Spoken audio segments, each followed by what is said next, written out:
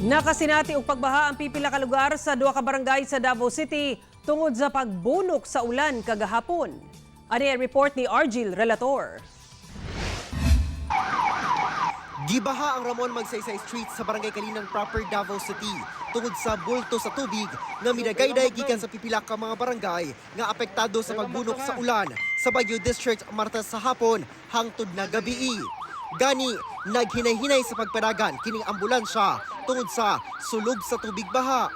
Natanggong sab ang mga motorista ug naghulat sa pagubas sa tubig. Sa Abayon Village, Kalinan, gilayong miresponde ang kapulisan tungod hapit na sa tuhod ang level sa tubig baha. Hinoon, walay natalang gipabakwit. Naghagurusab ang tubig sa creek sa Purok 3B, Abandon Village, Barangay Malagos. Og nilapaw na sa kadalanan, hinungdan nga na stranded ang mga residente sa maong lugar. Pagkabuntag, nadanyos ang riprap human sa pagbaha.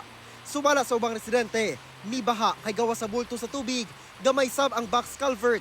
Hinungdan nga mubabag ang mga gapnod. Mo'y pagsulod ako simbahan, ang simbahan niya puno na sa tubig. Pero ang tubig wa pag dili kay may kahoy, nakaharang kahoy diha. Oh, kani man gud oh. Ang kuan na kaning kuan na ning sapa.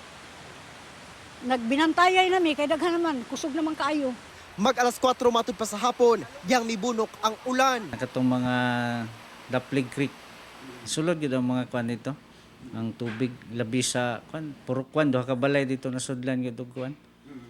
Eh, kusog-kusog man yun. Walay natalang na danyos og naangol atul sa pagbaha.